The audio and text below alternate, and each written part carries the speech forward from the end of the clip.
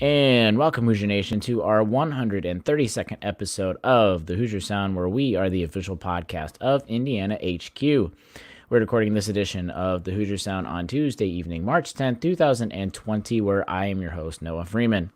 On the docket for tonight, we'll briefly go over a little bit about the Minnesota and Wisconsin games, since those were the most previous games that this Hoosier team has played.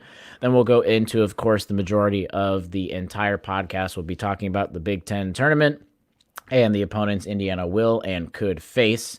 Then we do have to mention, not necessarily for I guess all of the attention it's getting, if you would, but we do have to talk about the coronavirus and how it could potentially affect Indiana athletics going forward, and how it already has or will affect them in the next few weeks, and or other tournaments and everything else. So we'll talk about kind of at least as of Tuesday night, March 10th, about how various people are thinking that this could go, and as I'm trying to word this correctly, just how this could affect the Hoosiers, and what it might actually do for some specific sports. But we'll dive into that just a little bit with just the limited knowledge that we know, and then we'll sort of kind of talk about previewing Nebraska, if not a little bit of potentially Penn State. But we'll get to that along the way. But here with me tonight, we're all here today. We were supposed to have basically just Matt and myself. Nathan was going to be gone for a couple weeks, but sadly his trip was canceled. So Nathan, I'm going to open it up to you, and I'm sorry that you couldn't be where you're supposed to be. Oh no, it happens, right? Coronavirus is real. It's a fluid, extremely fluid thing. But hey, the silver lining is now I get to follow Indiana basketball in the next 2 weeks when things are going to get real interesting. And I'm super so fired where are up. you supposed to be? So where are you supposed to be? Oh man, you guys. So initially, until about mid-February, I was supposed to go to Indonesia, and then that got nixed. And then after mid-February, the alternate destination was Guatemala. This is all for school projects. And that got canceled back on Thursday. So it would have been fun to randomly check score updates during March Madness, but now I get to just soak myself in Big Ten basketball and the NCAA tournament the next 2 weeks, assuming it happens, which we don't even know. But I'm fired up and I'm ready to go tonight. Weren't you be in Mexico City as well? That was part of it. Yeah, absolutely. So there was going to be a big old fiesta in Mexico City, yeah. So all sorts of fun. But Matt, how are you doing? I'm doing great. Everything's fine down here. It was a nice 70 degrees outside today up here. So I guess it's down here. Whatever. I got my directions messed up. It doesn't matter. Everything's great. I wish the Hoosiers would have pulled out a win against Wisconsin on Saturday. That would have made my weekend a lot better. I'm sure it would have made all of our weekends a lot better. But, alas, they didn't. But on to Nebraska. Yep. And speaking of, I was doing a bunch of things, and I didn't really get to see the Minnesota game, and I 100% didn't get to see the Wisconsin game. So I'll bow out for basically this small portion of the Minnesota and Wisconsin game. But let's just kind of get your overall thoughts between both of those games, since we don't have to dive too deep into it, since kind of the past is in the past. The regular season is officially over. But of course, the Hoosiers beat Minnesota, but then fell in the final the second half to Wisconsin at the very end to kind of, I guess, just keep some of those lingering feelings that Hoosier fans might have. But Nathan, since you almost weren't able to watch that game, and now you're back into staying with following this team, what were your thoughts over the last couple of games? So it was fun. As part of Indiana HQ, I was at Assembly Hall for both contests on Wednesday and Saturday. Two strange games just in general. The Minnesota one, Indiana kept Minnesota within arm's reach, but there was always that uneasy feeling.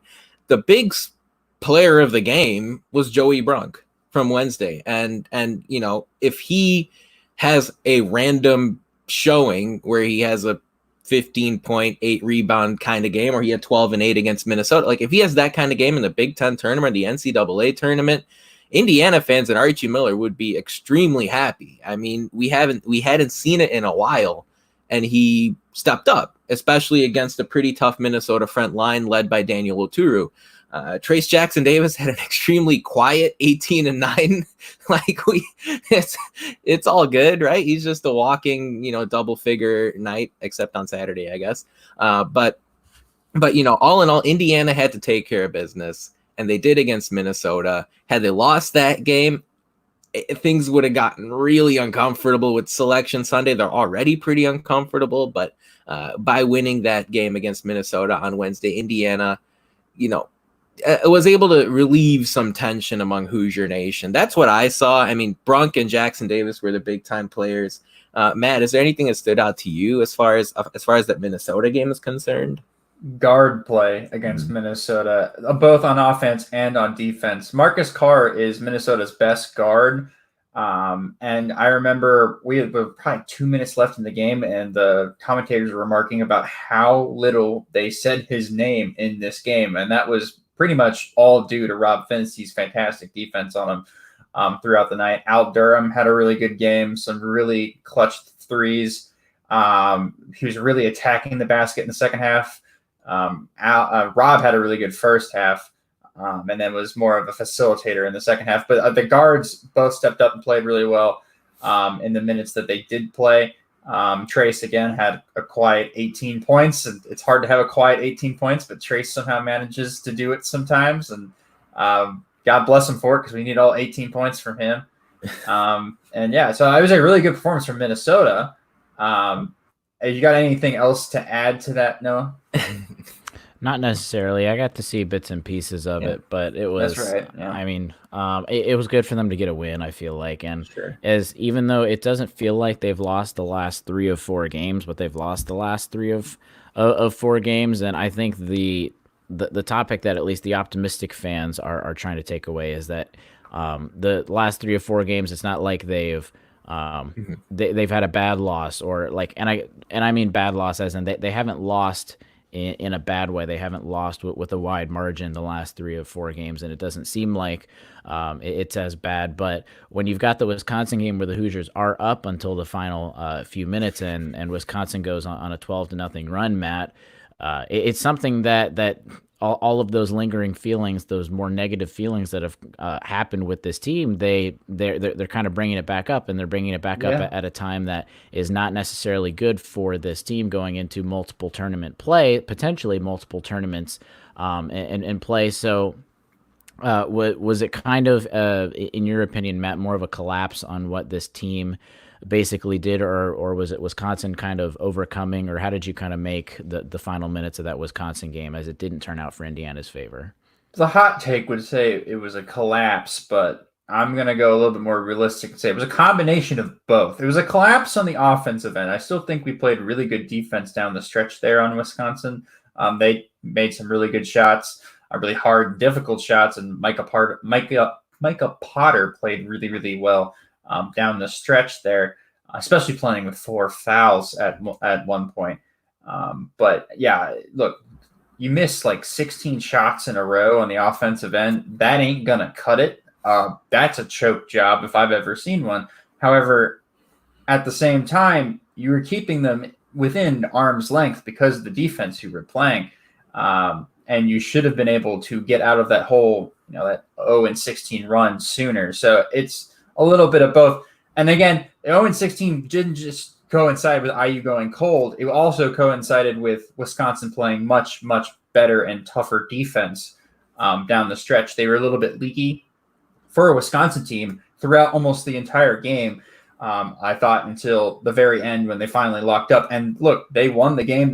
They won a championship because of it. And they showed why they're a championship-winning team down that last couple minute stretch there, where we were winning, and then they came back and they took the lead, and then we couldn't get back within a reasonable distance towards the end. So, as frustrating as it is to say, I don't think it's the worst loss in the world, because Wisconsin is a really good team. They're on I think they're on an 8-game winning streak now, and they won the Big Ten tournament, or Big Ten regular season title, or a share of it at least. So if you're going to lose to a team, Wisconsin was the team to lose to, and I'm fine with it.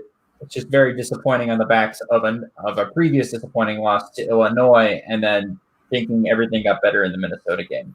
How about you, Nicky? Yeah, and I agree with the comment you made there that if I could choose, I would rather have Indiana lose to Wisconsin than to Minnesota.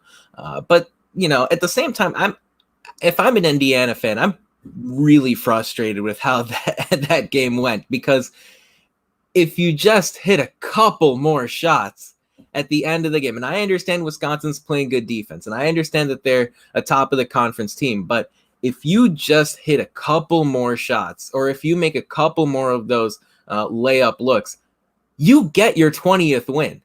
And the rest of this and Big Ten tournament and NCAA, like, all that stress goes away if you're an Indiana fan. They just had to close. For 35 minutes, Indiana played a really good game against the Big Ten's best team. Wait, you're telling me that if you make shots, you win a basketball game? It's crazy, right? What is this rocket science? You shot 25% against Purdue, and they shot 35% against Wisconsin. If they just shoot a pedestrian 40 or 42%, they win a lot more of these games. So it's one, like, and yes, Wisconsin played really good defense, but the entire final segment of that game, or final 5, 6, 7 minutes of that game, and Indiana literally just made 2 or 3 more baskets. The entire complexion of everyone's conversation in this time of the year changes with IU. We're talking about which seed Indiana's getting rather than, hey, are they going to make the tournament? And that's a pretty big deal. So look, there's nothing you can do about changing the past now. Indiana's got to understand going into the Big Ten tournament that, assuming they take care of business on Wednesday night against Nebraska, whether it's Penn State or whoever they play after that, you've got to find a way to make shots. And that might be oversimplifying the game of basketball, but you've got to make shots. Well, against Wisconsin, we had a guy making shots in the first half who wasn't making shots in the second half, and hopefully we get him healthy for this game, and that is Devontae Green on his senior night. Yeah, that's a really good point. There are 2 things that bug me, though, and this is what I was telling you guys before we jumped on. So there are 2 things about the Wisconsin game that had nothing to do with the teams themselves that really bug me. And if Kevin Warren, the Big Ten commissioner, is listening to our show, he's got to whip out his notebook. So here's my problem, okay? Commissioner Warren, like, there was a segment there in the middle of the second half where you had a full timeout. You had 5 seconds of game action, and then you had a full media timeout. Okay? So in a 10-minute stretch at Assembly Hall, fans are sitting on their hands for 9.5 minutes out of those 10, just talking amongst themselves, waiting for the commercials to finish. That's ridiculous. When you're in the middle of an intense Big Ten basketball game in March, you've got to change that. And the Big Ten's got to be some kind of trailblazer here. I understand the money has to be made from commercials, but stop with 9 minutes of commercials out of a 10-minute span. The second thing that really bugged me about that game. Can I comment on that first real quick before we get into the second thing? I haven't followed it as much to I remember at points, and again, I don't know if this is a Big Ten thing or if I just saw it in basketball, college basketball in general, but to that point, I feel like I've seen, whether it's IU games or basketball in general, that if it's college basketball in general, if it's like at that 16:05 mark or something close, like within 5 or so seconds of that media timeout, that they just make that the media timeout, that they just add, it's like something like 30 seconds on to that regular media timeout to give that extra time for the timeout that the team actually took. And I feel like I've seen it before, but then also it's kind of weird that we just saw it like that, because I remember hearing about that stretch, Nathan, that it's just, and I totally agree. And the players are almost like you get out of a rhythm because it's 10 minutes of not even being able to shoot, and they don't even go at halftime that long, waiting that long before actually having a ball in their hands and doing a little bit of extra cardio work. It was ridiculous. It really did feel like a whole nother halftime just out of nowhere. The second thing that really bugged me, and really it should bug a ton of IU fans, and I know it did just based on seeing the Twitter reaction to Indiana HQ, IU should not be penalized at the end of basketball games for not having fouled their opponent. And this is one of the dumbest rules in college basketball, right? And I think it's the dumbest one, where you've got to foul 3 or 4 or 5 times to reach the 7 fouls to get the other team on the free throw line late in games. It's absolutely ridiculous because IU because they played good defense for 19 and a half minutes, now all of a sudden get screwed by it. And it's like, that makes no sense. And if you want, and it all comes back to what keeps viewers engaged, what increases the amount of attention basketball gets. In the middle of a fun, exciting, intense Big Ten basketball matchup, you all of a sudden sat on your hands for 2 minutes because Indiana had to foul. And Indiana had to foul 3 or 4 times in order to get Wisconsin on the free throw line. That's ridiculous. Make it like the NBA, where the second foul in the last minute puts the team on the free throw line, and that's done and dusted. Again, I don't know if this is something the Big Ten can do by themselves, but if not, whether it's Kevin Warren or Archie Miller or Fred Glass or whoever, someone get this on the table and get it passed because it's absolutely insane. Yeah, I agree. A lot of the NBA rules should be adopted into college, and I know people are like, the purists of college basketball think, oh God, the NBA, no, please get that away. No, I'm serious. That the last minute rule with the 2 fouls should absolutely be adopted. There's a couple other things with timeouts and TV timeouts, like we talked about, that should be adopted. They should just go look in the NBA for the stuff that they have it all planned out. Like they've been dealing with this since the NBA started, right? So this is and it's no surprise now. The NBA, NBA is one of it's the king of winter time, at least as far as viewership goes. So, Sure. So I don't know.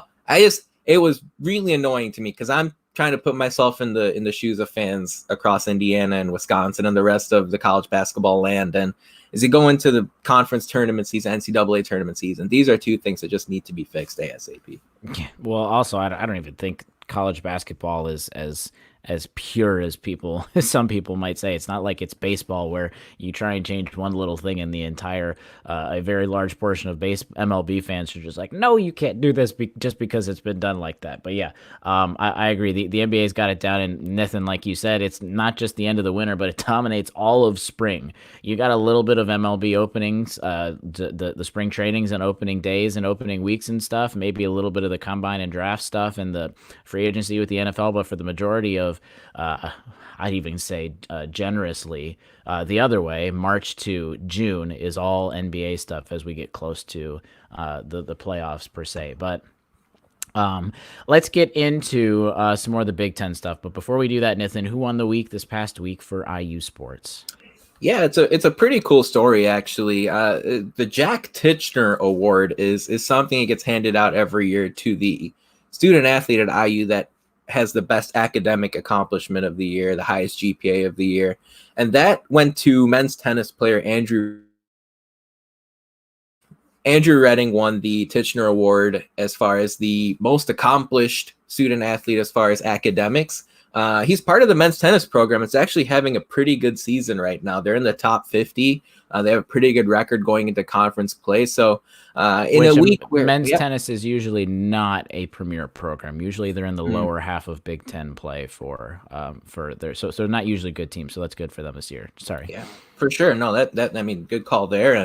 And so pretty cool note, especially in a week where Indiana basketball went 1-1. The women's team had a pretty good Big Ten tournament. They fell to Maryland in the semis, which was kind of an expected result. Maryland's a top 8 team in the country, and they're going to be 1 or 2 seed in the women's tournament. So the women's basketball team, definitely keep an eye out for them. The NCAA tournament starts in a couple of Fridays. I think the first day of it is 2 Fridays from now. So lots to be excited about, but shout out to Andrew Redding for winning the Titchener Award.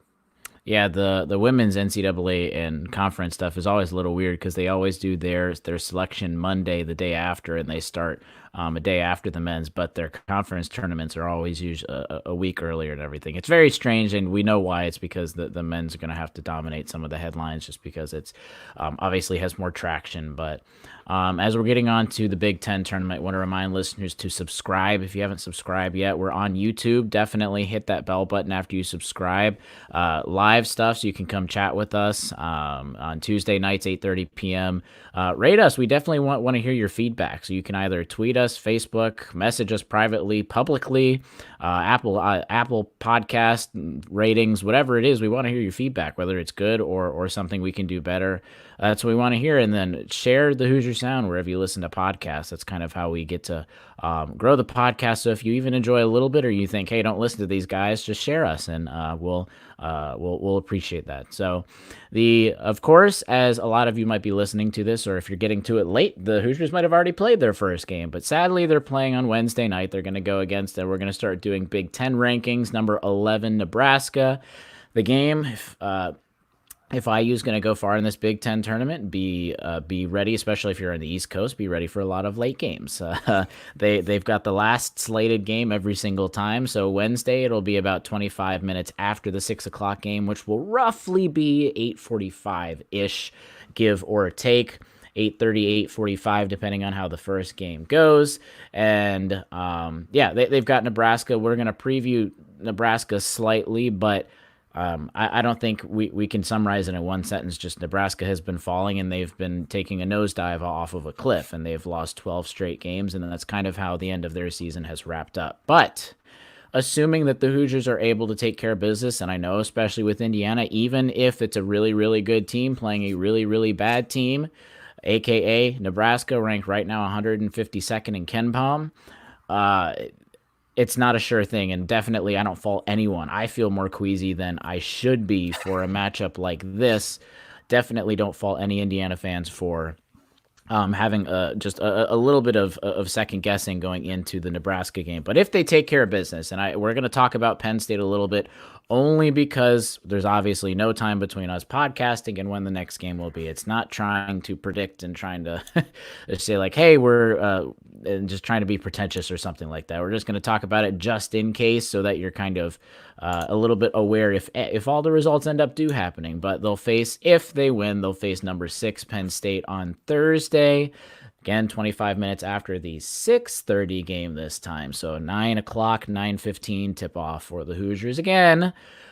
Then if they were able to get past Penn State, they will play number 3 Maryland on Friday. Same time, 25 minutes after the 6:30 game, which could be, and I know they schedule breaks, but again, they're going 4 games on both Thursday and Friday, back to back to back. But after they go to that, if they're still live, and I know it's hard for a Wednesday team to play that many games in a row, Wednesday, Thursday, Friday, Saturday, Sunday, but if they still going into Saturday, which is what Hoosier fans always hope for, of course the chances go slimmer and slimmer each game, but if they are able to get to Saturday, their matchup will be either wherever number 10 Purdue, number 7 Ohio State, or number 2 Michigan State comes out.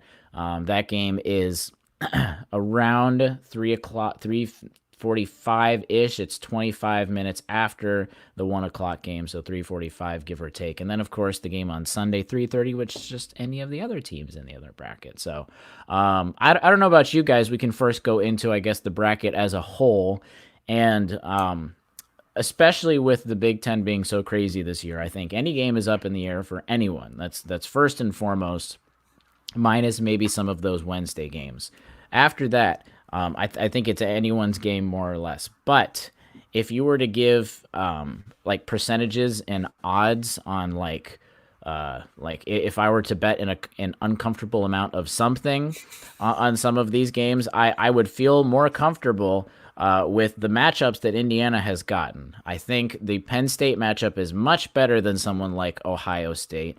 Maryland, it could be better, but it also could be worse having a team like Michigan State where they are, or again, Wisconsin if they on Friday. So, and it could be better too, because I think Indiana fans might want to see an Illinois rematch on Friday. But looking at the bracket as a whole, Nathan, are the matchups that Indiana obviously potentially could get, are those kind of matchups that you would like to see again? Absolutely. And we have an article over on Indiana HQ that kind of highlighted this, that we released yesterday, but it very much can be read on Tuesday or Wednesday or Thursday. Yeah, it's still up there. It's a path that if you looked at all the possibilities, this one where you have Nebraska, Penn State, and then Maryland, to me is probably about as favorable as it can get. Because if I personally, I would think Indiana has a better chance of winning against Penn State than Ohio State or Iowa, a team that Indiana beat earlier this year, but Iowa had CJ Frederick injured in that matchup during the game, and that game was in Bloomington, a little bit different.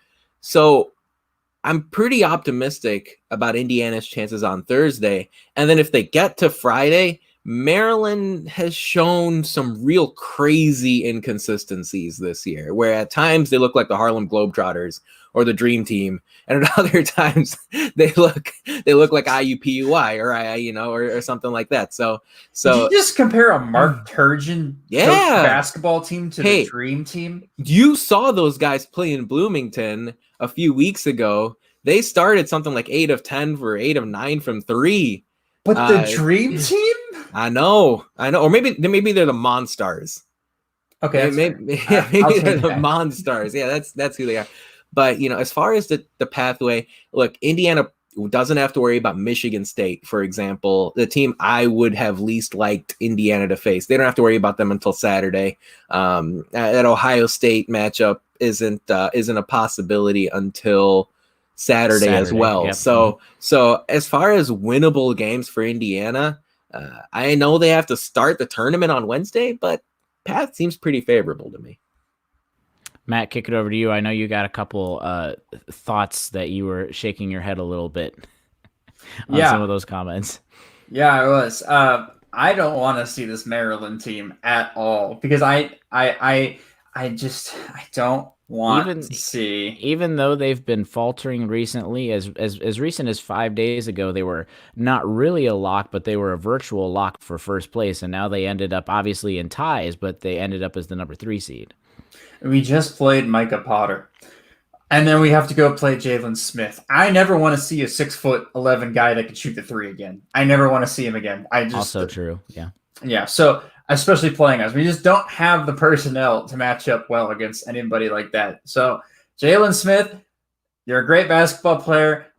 I hope I never have to see you again on a college basketball court because God forbid you do what you did to us in Bloomington again, because I can't take it. And Anthony Cowan's a really good guard. And then having played, I guess that'd be our 3rd game in a row, and being like, oh, here you go, Rob Finney, after you've had trouble being healthy and being in shape all year. After playing two games in a row, now the 3rd game, here, go guard Anthony Cowan. There you go. Have fun, Rob. It's like, no, I would rather not do that. Though, on the flip side, I was like, I would much rather play insert Michigan State. But that would be the same problem because you'd be like, here, Rob. Yeah. After you've had trouble all year, here, the 3rd game in a row, go guard Cassius Winston, who's playing really well.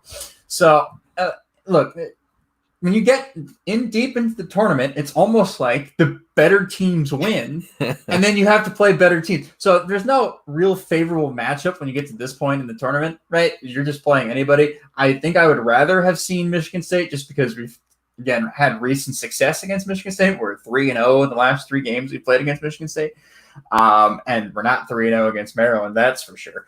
But look, I think it's a favorable matchup.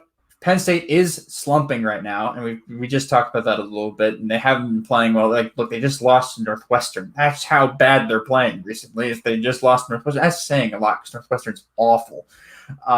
But yeah, so I'm looking forward to this. I'm actually looking forward to the Big Ten tournament, and I think that's going to be my ultimate downfall because it is the Big Ten tournament in Indiana basketball. That's true. You're setting yourself up for failure. Absolutely. I'm ready to be so disappointed after my interview tomorrow night. It's going to be wonderful. Something interesting. Indiana has not won 2 games in the Big Ten tournament since 2003. So, you talked a lot about Maryland. That would require Indiana winning 2 games to get to Friday. So and Indiana's had some really, Indiana number 1 ranked team in the country. Indiana's had a number of other quality basketball teams since 2003. They haven't won 2 games in a single tournament since then. But the bright side is there has been an upset on Thursday each of the last 8 or 9 years. So if you want to look at the bright side of things, Indiana's been on the wrong side of that upset a couple years ago when they lost to Rutgers. But if you're looking for some, am I doing this wrong, or has it been since early January that Indiana won 2 games in a row? I'll take your word for it. That sounds about right. I remember this off the top of my head. I think it's been since the beginning of January. I guess they're due, right? That's all that means. I hope so. Yeah, well, so there are different ways to look at it. The Big Ten tournament has been a horror show for Indiana ever since really the tournament existed. So it's definitely going to be fun. But all the action starts with Nebraska on Wednesday. That's true, and they're missing two of their most important players. Yeah, they are, and those two guys, Deshaun Burke and Cam Mack, they've given Indiana a lot of problems this year. Yes, they did. So not having them all of a sudden turns them into one of those cupcake teams that Indiana destroyed back in, feels like 5 years ago, but back in November when the Hoosiers started the season with a string of some pretty easy opponents. Nebraska still has some good players, guys like Hanif Cheatham, who's a senior. He's going to have, that air of desperation around him. He took 22 shots against Minnesota on Sunday. He's not going to be afraid to pull the trigger, but Indiana's a 13-point favorite right now, and for good reason. I want to, before as all of you are yelling at me through your microphones or thinking in your head, what? The Hoosiers won 2 games. Yeah, I forgot they beat Minnesota and they beat Penn State in a row.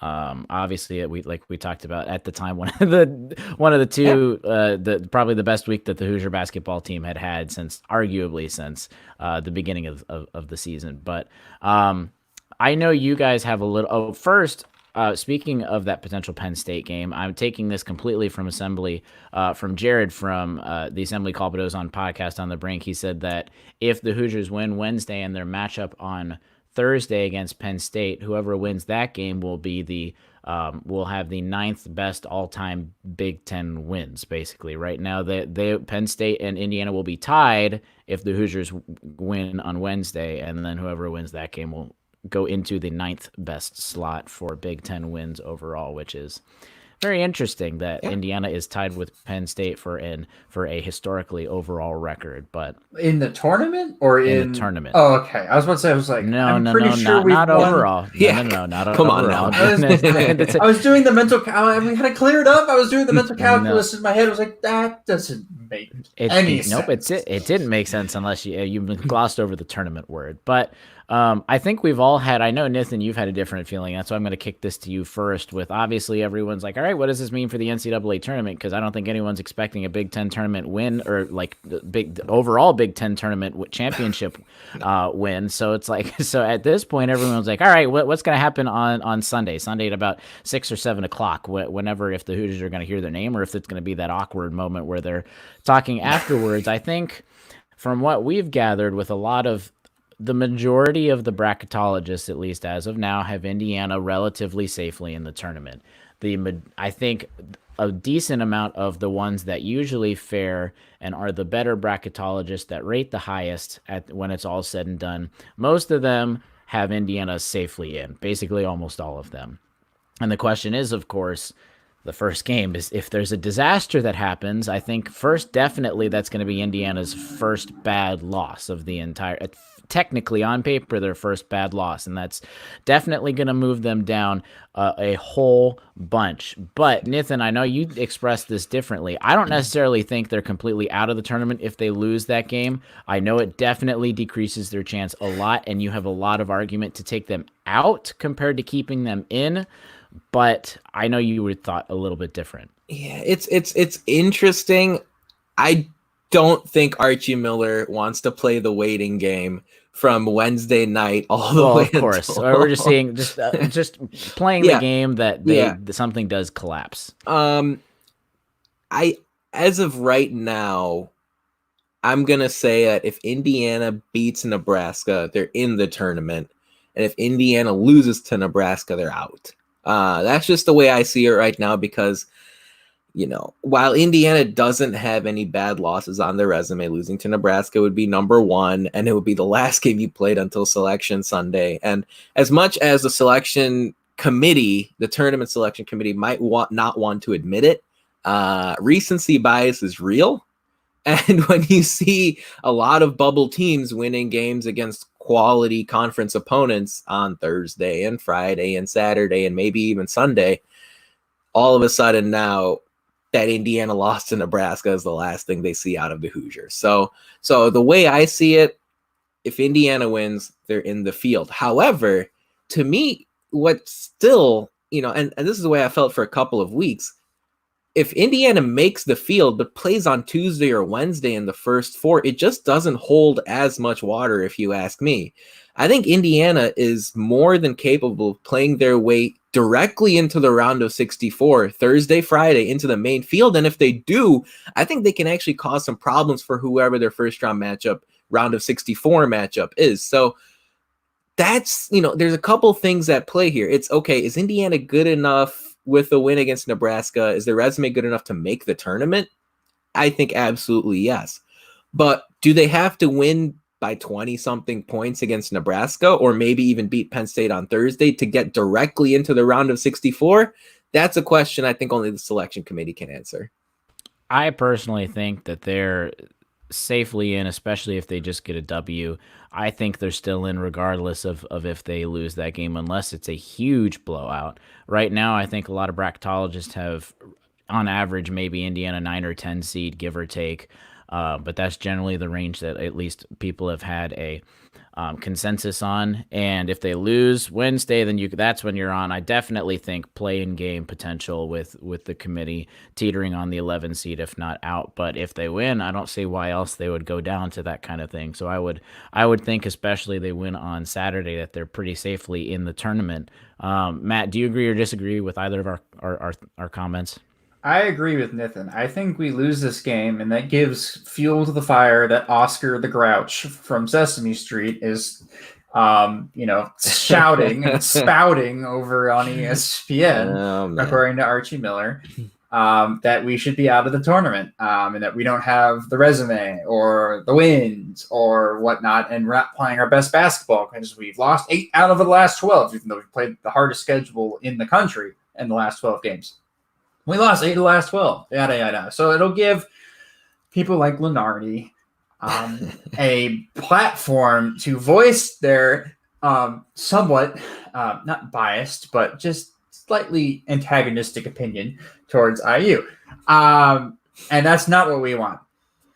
I will become Oscar the Grouch if we lose that game against Nebraska. Like, Archie, if you subject me to a Thursday, Friday, Saturday, Sunday of us waiting for the selection committee to find out whether we're going to be in the tournament or not for like the 3rd year in the row, I am going to be so grumpy. It's going to be like so bad to be around me. I'm going to be like insufferable. So please, Archie, if you're going to do us all a favor and just make sure you win tomorrow, thanks. Yeah, that's fair. And it's certainly interesting because if you look at a lot of the teams around the bubble right now, Indiana's resume does favor very comparably. And I'll just say, like, as someone who was in the press room on Saturday afternoon after the game ended, you could tell that Archie Miller was waiting to get that out. The first 3 or 4 minutes of that press conference, a lot of people were asking him about which players played well and why Indiana's inside shot attempts weren't going in, whether it was Wisconsin's defense or whatever.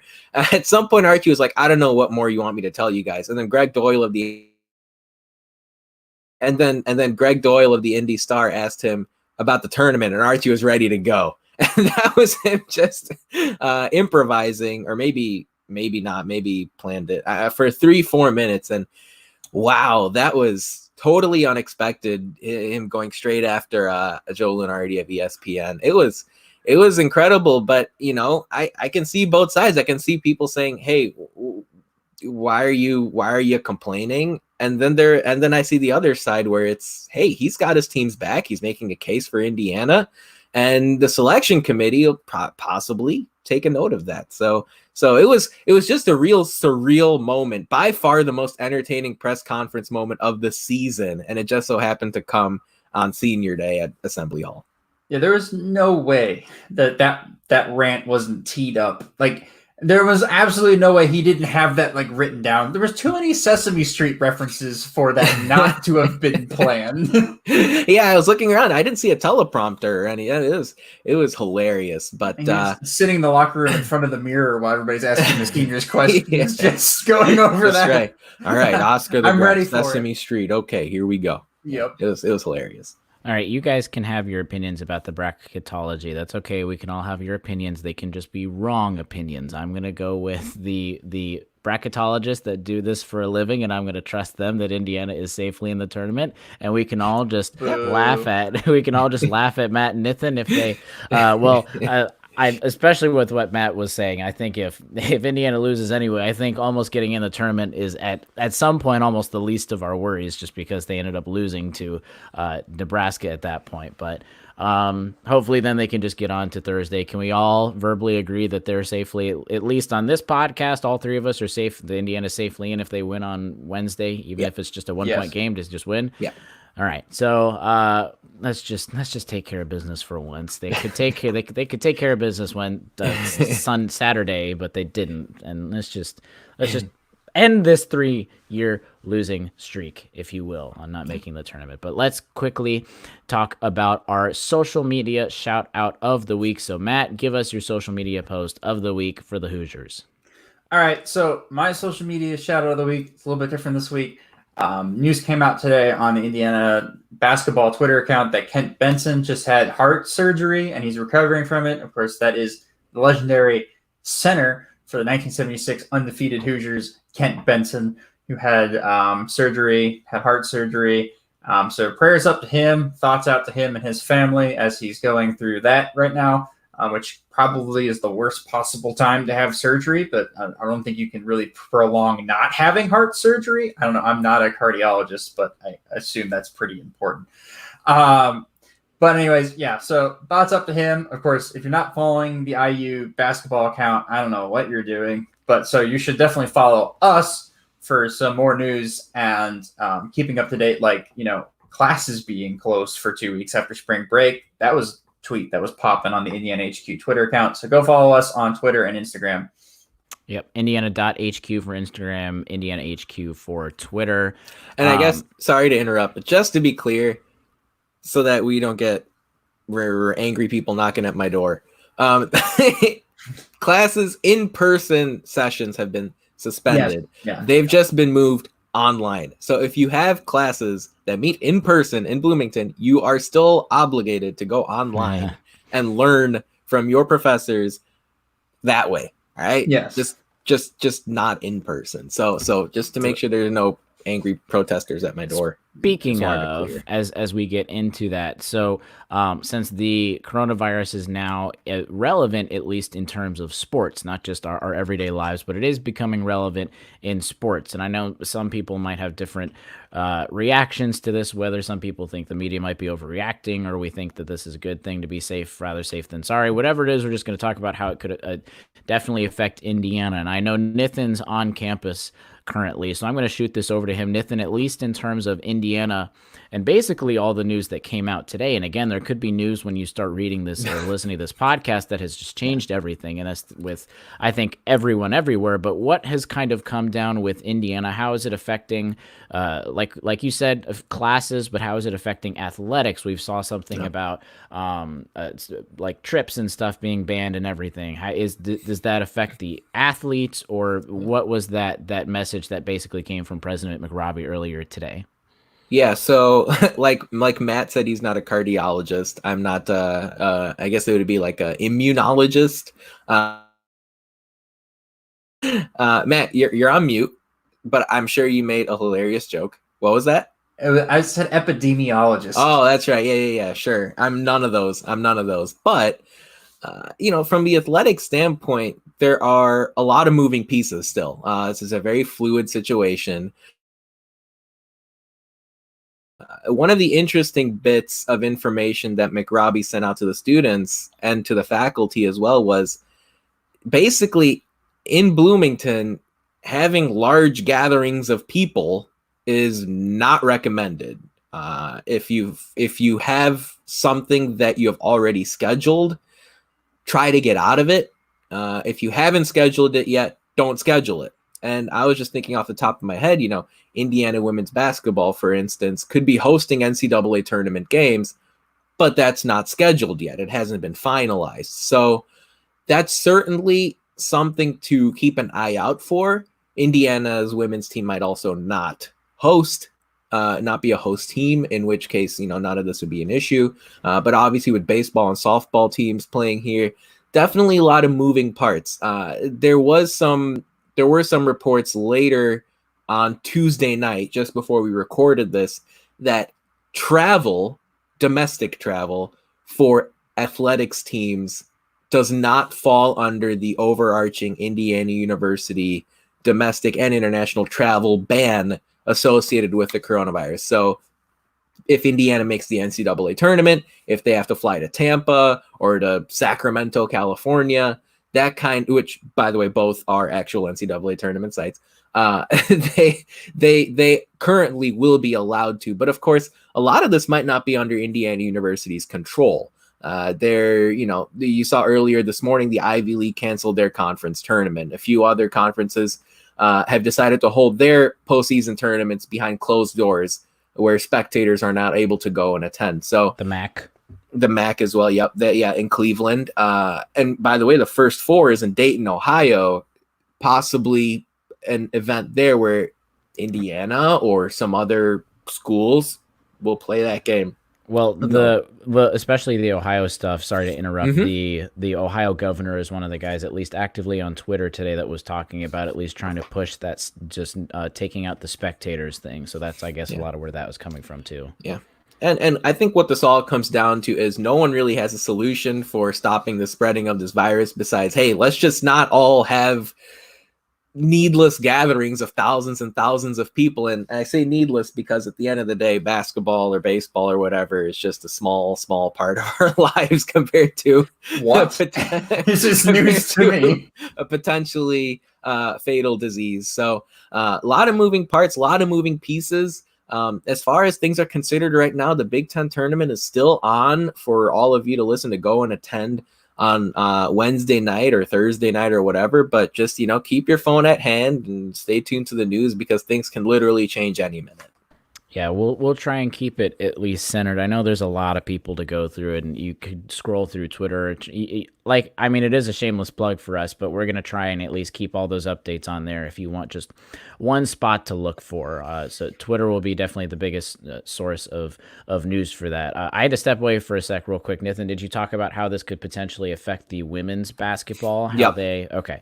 Yeah. So I think that's probably the biggest thing, at least for Indiana spectators, since baseball, softball, all of those are early seat, like they're at the beginning of their season. It's not necessarily, obviously it's not going to be the best that you can't go watch Sunday or weekend baseball or softball, but in terms of later tournament stuff, it's basically the basketball team. So like Nathan was saying, we're just going to have to keep updates about it. And I know there are a bunch of people that are talking about trying to move the NCAA tournament stuff. I at least like how the MAC, if anything, I thought it was surprising that the Ivy League did cancel their tournament altogether instead of taking that step first by just saying take out the spectators, because that's the biggest thing, was just having a large number of people in a small setting.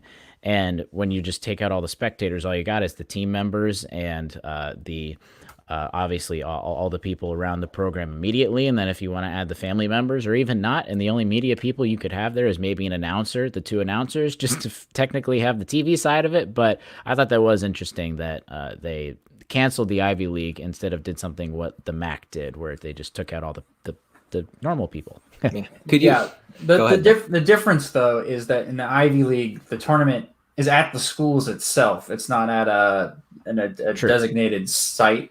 And the Ivy League is also, a lot of these schools are in the Northeast, where as of literally the last 24 hours, New York has... They're getting the hardest hit. They're getting a very big hit, obviously. So yeah, but I mean, as someone who has watched March Madness ever since I was little, it's definitely interesting to just kind of think about and visualize an NCAA tournament where there are no fans in attendance. I mean, we're going to see it in the conference tournaments here with the MAC coming up.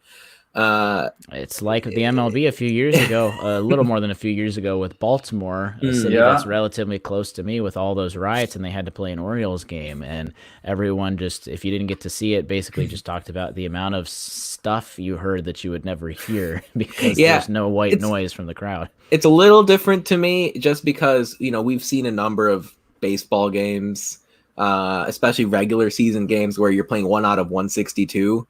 Where they don't hold as much significance. But here it's, NCAA tournament. It's win or go home. It's, the crowning tournament of the entire college basketball season. And it's just going to be like when a guy draws a charge, you're going to hear his, tailbone smash against the hardwood. And it's going to be like, oh, wow. That actually hurt a lot more than it looked. Yeah. And now let's go to the media timeout. Exactly. It's going to be really strange, but I don't know how many soccer. You can hear the other coaches' plays going on during the timeouts. Right. No, that's a good call. Do they have to, go to a silent, way? Have all the managers just go over there clapping and making some noise. I can't hear what we're doing. We're going to do. They're definitely going to have like a curse jar because they're not going to be able to curse every time they curse.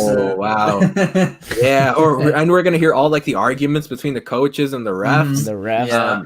My gosh. I'd be interested, not for the circumstances, but I would be very interested to see basically that type of, in a high stakes game, right? See what happened with all of that. Again, not because of the circumstances, but it would be interesting to see what unfolded with that. But I guess for now, kind of wrapping up, at least as of now, for the men's basketball program, as of now, it seems like basically nothing is being affected for them. They and again, I that's honestly probably going to change, but especially by the time you're even listening to this podcast. But for now, nothing is changing. Expect it to change. It's going to change. This is fluid, so.